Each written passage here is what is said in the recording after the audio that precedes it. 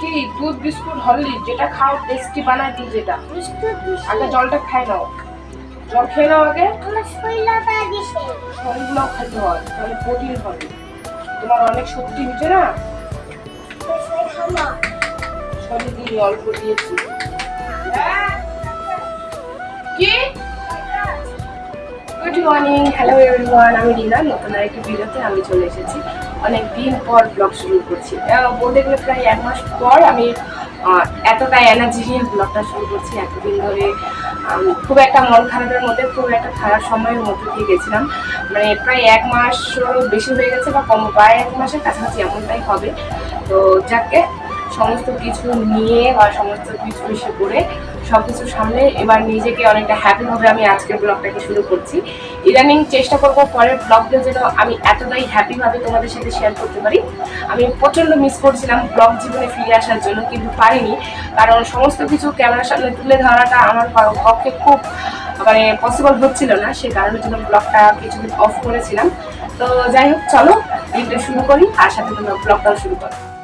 আজকে যা রোদ পড়েছে তাই শুভকে দ্বারাও কিছু কিছু কাজগুলো আমি করে নিয়েছিলাম, যাতে দুজনে মিলে কাজগুলো করি আর এনার্জিটাও ঠিকঠাক থাকে। যদিও ওকে বেশি ভারী ভারী কাজগুলো দিই না, কিছু কিছু বাসন বলি যে বাবা এগুলো কলপারে একটু রেখে আসো বা ঝাড়ুটা নিয়ে আসো, হাতে হাতে যতটুকু করে দিতে পারে আর কি, সেটুকুনি। আনো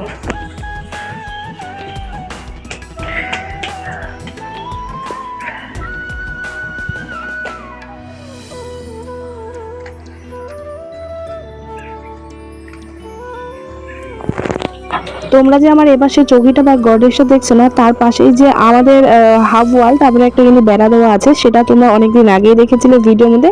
এখন ওই পর্দাটা দিয়ে টানা হয়ে গেছে, মানে তাই আর এই ভিডিওতে দেখা যায় না, কিন্তু বোঝা যাচ্ছে যে একটা বেড়ার মতন আছে। তার পাশেই না একটু ফাঁকা জায়গা, তো এখন যেহেতু বর্ষার দিন তাই না অনেক জঙ্গল হয়ে গেছে। আমার মাঝে মাঝে সেই জায়গাটাকে দেখে না ভয় লাগে যে ওই পাশ দিয়ে আবার সাপ এসে না আমাদের ঘরে ঢুকে যায়।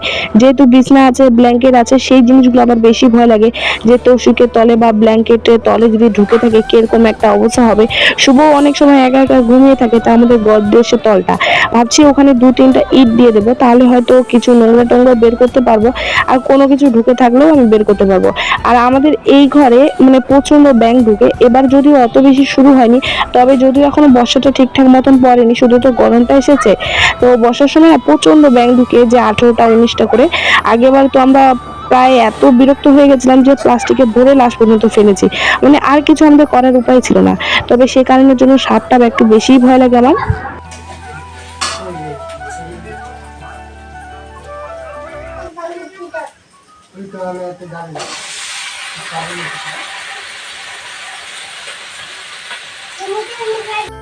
যেহেতু আমি 1 মাস ধরে ব্লগ জীবন থেকে একটু অন্য জায়গায় ছিলাম, তাই আমার অভ্যাসটা না একটু চেঞ্জ হয়ে গেছে। আগে যেরকম সমস্ত কিছু তো আমার ব্লগটাকে মনে থাকতো, এবার আমি ভুলেই গিয়েছিলাম।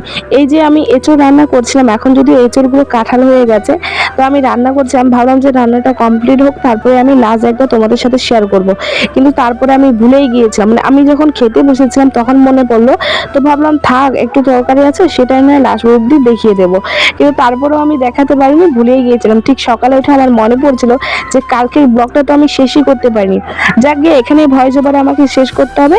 তার আগে এদিকে আমার ভাতটা অনেকক্ষণ আগেই হয়ে গিয়েছিল, আর আমি শুভকে টিউশন যাওয়ার আগে এগুলো সমস্ত কিছু রেডি করে রেখে গিয়েছিলাম। এখন যেহেতু ইদানিং শুভর একটু তাড়াতাড়ি ছুটি দিচ্ছে, তাই সমস্ত কিছু রেডি করে ওকে নিয়ে এসে তারপরে রান্নাটা করি। আর এদিকে আমার ভাত হয়ে গেছে, তো এদিকে দুধও গরম করা হয়ে গেছে। তো চলো তরকারিটা হতে থাক, আর ব্লগটা এখানেই শেষ করি।